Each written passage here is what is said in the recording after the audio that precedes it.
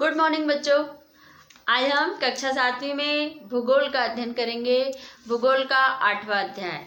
इसमें आपका जो 8वां अध्याय है उसका शीर्षक है मानव पर्यावरण अन्योन क्रिया उष्णकटिबंधीय एवं उपोष्ण प्रदेश, है ना। इसमें एक छोटी सी कहानी दिया है। यहाँ पर मानव पर्यावरण एवं जो प्राकृतिक पर्यावरण है उससे संबंधित बातें बताई गई है, जिसमें उष्णकटिबंधीय और उपोष्ण प्रदेशों की क्या स्थिति है, वहाँ की जलवायु किस प्रकार की है, वहाँ की वनस्पति किस प्रकार की है, वहाँ पर के वन्य प्राणी किस प्रकार से हैं और वहाँ पर के लोगों का रहन सहन किस प्रकार का है, इसके बारे में विस्तृत अध्ययन दिया गया है।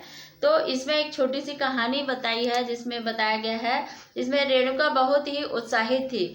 उसने अपने चाचा श्रीकांत लगभग 4 महीने के बाद आज घर में आए थे। रेणुका के चाचा कहीं बाहर गए हुए थे, वो 4 महीने के बाद आज घर लौट कर आए थे। वह एक वन्य जीवन फोटोग्राफी थे और वो बहुत यात्रा करते थे। बहुत छोटे उम्र से ही वह रेणुका की रुचि वन्य जीव एवं वनों में थी। यहाँ पर उनके जो चाचा थे वे जंगलों में जाकर या फिर एक वन्य जीवों के ऊपर की फोटोग्राफी करते थे और उसी को देखकर यहाँ पर रेणुका में बहुत छोटे बचपन से ही उनको वन्य जीवों के प्रति बहुत अधिक लगाव हो गया था। और इसमें देखेंगे प्रकृति संबंधित पुस्तकों का उसका परिचय कराया और दूरस्थ भूस्थल एवं वहाँ पर रहने वाले लोगों की तस्वीरें उसे हमेशा आकर्षित करती थी। यहाँ पर जो तस्वीरें खींचा जाता था, चाहे वो वन्य प्राणी का हो चाहे दूसरे देश के लोगों का हो, तो उस जो तस्वीर है उससे बहुत ज़्यादा वो आकर्षित होती थी। रेणुका इन तस्वीरों में तुम विश्व में विभिन्न भागों के लोगों को देख सकती हो। जो अलग अलग क्षेत्रों से आए हुए लोग हैं उनको इस चित्र में देख सकती हो, उसके चाचा ने बताया। इसमें कुछ शुष्क रेगिस्तान से हैं और कुछ बर्फीले प्रदेशों से हैं जो गर्म नरम वर्षा वन से भी हैं। मतलब अलग अलग क्षेत्रों से हैं, कहीं पर बहुत गर्म प्रदेश से भी आए हुए हैं, कहीं बर्फीले प्रदेशों से हैं, कहीं वर्षा वाले क्षेत्रों से यहाँ पर सारे लोग एकत्रित हुए हैं। यहाँ वे मुझसे कितना अलग दिखते हैं, रेणुका ने कहा। ये जितने भी लोग हैं वे लोगों का जो शकल सूरत है या चेहरा है वो हम लोग से बहुत ही अलग है। यहाँ पर ये देखने में भले ही अलग है, लेकिन यहाँ उनके भोजन कपड़ा एवं मकान जैसे जीवन की मूल आवश्यकताएं हमारे समान ही हैं। भले ही इन लोग देखने में अलग सलग दिखाई देते हैं, उसके चाचा ने बताया, किंतु उनके जीवन की जो मूल आवश्यकताएं हैं, रोटी कपड़ा और मकान, ये हमारे जैसे ही हैं। श्रीकांत चाचा ने कहा, उनके बच्चे भी शायद तुम्हारी ही तरह खेलते हैं, कभी झगड़ते हैं तो कभी समझौता कर लेते हैं और इसमें गाते हैं, नाचते हैं और घरेलू कार्यों में परिवार की मदद भी करते हैं। वे प्रकृति के करीब रहते हैं और एवं जीवन की शुरुआत में भी प्रकृति की देखभाल करना सीख जाते हैं तथा मछली पकड़ना एवं वनों की सामग्री को एकत्रित करना इन लोग सीखते हैं, क्योंकि इन लोगों का जीवन उसी प्रकार का रहता है। ये सारे लोग एक समान रहते हैं, नाचते गाते हैं, खेलते कूदते हैं, घर वालों की मदद भी करते हैं, जो बच्चे हैं उन लोग, और प्रकृति की देखभाल करना सीख जाते हैं धीरे धीरे उन लोग वहाँ उस क्षेत्रों में रहकर। तथा ये वनों पर मतलब जो प्राथमिक व्यवसाय मछली पकड़ना है, शिकार करना है, ये सारी चीजें वो प्रकृति के बीच में रहकर सीख जाते हैं। इसी में देखते हैं अमेजन वेनिस का जीवन किस प्रकार से है। अमेजन वेनिस जो नदी है वहाँ पर के लोगों के अमेजन वेनिस नदी के किनारे में रहने वाले लोगों के जीवन के बारे में बताया है। अमेजन वेनिस के विश्व में जानने से पहले यह मानचित्र देखें तथा ध्यान दें कि यह उष्णकटिबंधीय प्रदेश कर्क रेखा एवं मकर रेखा के मध्य स्थित है। यहाँ पर देखेंगे अमेजन वेनिस है जो कर्क रेखा और मकर रेखा के बीच इसके मध्य में स्थित है, जिसके कारण से वहाँ की जलवायु किस प्रकार की होगी। ये भूमध्य रेखा के 10 अंश उत्तर तथा 10 अंश दक्षिण मध्य के भाग में भूमध्य रेखीय प्रदेश कहलाते हैं। जो अमेजन वेनिस वाला क्षेत्र है वो भूमध्य रेखीय प्रदेशों के क्षेत्र में आता है। अमेजन नदी इसी प्रदेश से होकर बहती है और ध्यान दें कि यह यह पश्चिम में पर्वत से निकलकर पूर्व में अंध महासागर में जाकर वह अंध महासागर में कैसे पहुंचती है इसके बारे में पढ़ेंगे हम लोग। जिस स्थान पर कोई भी नदी अन्य जल राशि में मिलती है उसे नदी का मुहाना कहते हैं। जिन स्थान पर कोई भी नदी किसी भी अन्य जल राशि पर जाकर मिलती है उसे हम नदी का मुहाना कहते हैं। हम साधारण बोलचाल की भाषा में कहते हैं कि नदियाँ जब अपनी अंतिम अवस्था में पहुँचती हैं और वह उस समय नदी में जाकर सागर में जाकर मिलती हैं तो उस जो अंतिम वाला भाग होता है उसको नदी का मुहाना कहते हैं। अमेजन नदी में बहुत सारी सहायक नदियां मिलकर अमेजन बेसिन का निर्माण करती हैं और यह नदी बेसिन ब्राज़ील के भागों में, पेरू के कुछ भागों और बोलीविया तथा इसमें इक्वाडोर, जो कोलंबिया तथा यहाँ पर वेनेजुला के छोटे भाग पर अप्रवाहित होती है। या क्या आप इस बेसिन के स्थिति पर उन देशों के नाम बता सकते हैं जिनसे वह भूमध्य रेखा गुजरती है?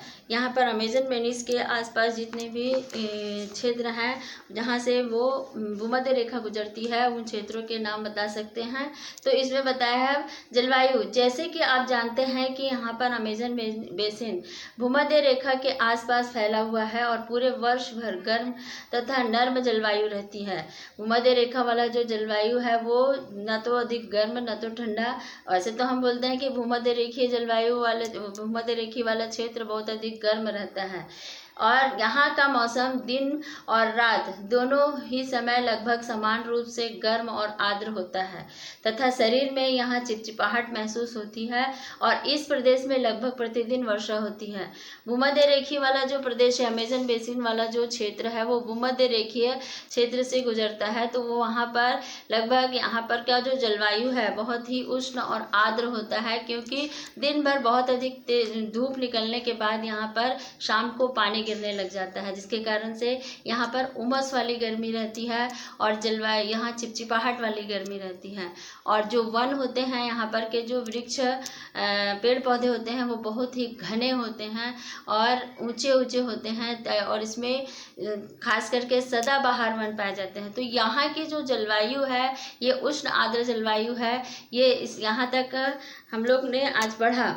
इसमें अब वर्षावन तथा यहाँ पर वर्षावन के निवासी आगे वाले भाग में पढ़ेंगे हम लोग। इसमें आप लोगों ने उष्णकटिबंधीय क्षेत्र के बारे में पढ़ा है कि यहाँ पर से भूमध्य रेखा गुजरती है, वहाँ के लोग किस प्रकार से रहते हैं और वहाँ की जलवायु किस प्रकार की है और जलवायु के आधार पर वहाँ पर किसी भी चीज़ का उत्पादन अधिक अच्छा से संभव नहीं होता है। वहाँ पर किसी भी चीज़ का उत्पादन अधिक मात्रा में नहीं होता है और वहाँ पर लोगों का जो बसाहट है वो भी बहुत कम है, क्योंकि वहाँ की जलवायु ही इस प्रकार की है कि दिन भर अत्यधिक धूप निकलने के बाद वहाँ पर शाम के समय में पानी गिरता है। तो ऐसे में किसी भी अनाज का उत्पादन वहाँ पर संभव नहीं हो पाता है। लोग अपनी जीविका को चलाने के लिए कुछ ऐसे कुछ थोड़े बहुत अनाज का उत्पादन कर लेते हैं। तो बच्चों आज हम लोगों ने इसका भाग 1 पढ़ा है और आने वाले क्लास में हम लोग भाग 2 पढ़ेंगे, लेकिन आप पुस्तक को एकदम अच्छे से अध्ययन करेंगे ताकि आपको हर एक चीज़ समझ में आ जाए। ठीक है, थैंक यू।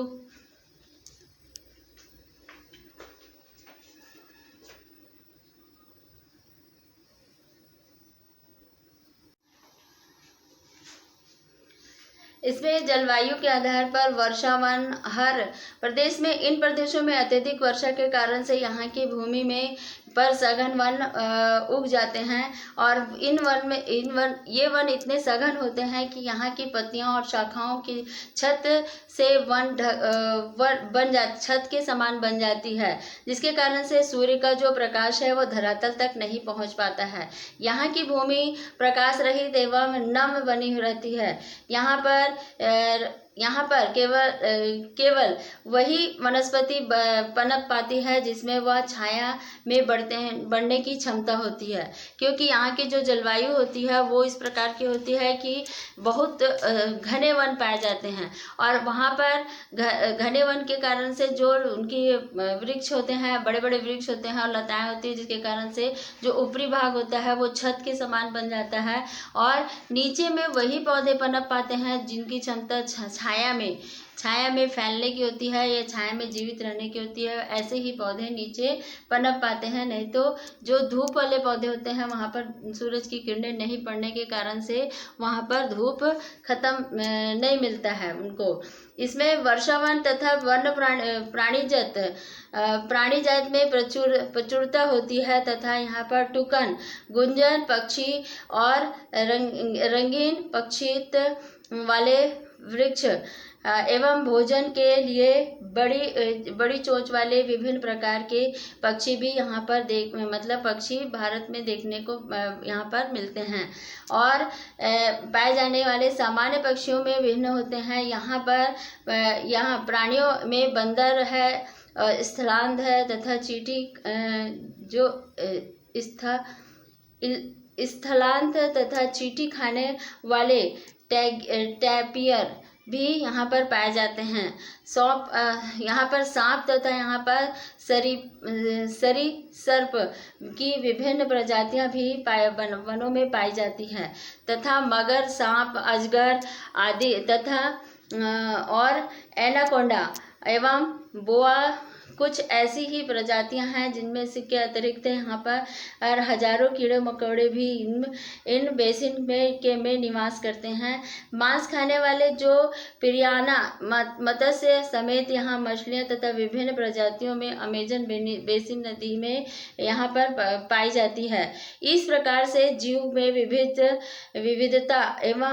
विविधता की दृष्टि से बेसिन असाधारण रूप से समृद्ध होते हैं। तो यहाँ पर देखेंगे वर्षा वाले वन के साथ साथ यहाँ पर वन्य प्राणी भी बहुत सारे पाए जाते हैं। इनमें बहुत सारे किस्में होते हैं, चाहे वह पक्षियों में हो, चाहे वह छोटे छोटे कीड़े मकोड़े में हो, चाहे वह वन्य प्राणी के अंतर्गत हो, बड़े जीव जंतु हो। तो ये जो भूमध्य रेखीय प्रदेश है वर्षा वाले वन क्षेत्र में, यहाँ पर हर एक चीज में, चाहे वनस्पति से लेकर वन्य प्राणी तक का इसमें विभिन्नता पाई जाती है, और यहाँ पर रहना आम लोगों के लिए संभव नहीं होता है ना। तो आप लोग इस पुस्तक को अच्छे से अध्ययन करोगे ताकि आपको ये पाठ समझ में आ जाए और आप लोग इसको पढ़ सको और छोटे छोटे प्रश्नों को निकाल सको। आप लोगों का जो इसका भाग 2 है उसको अगले क्लास में अध्ययन करेंगे हम लोग, ठीक है। Thank you.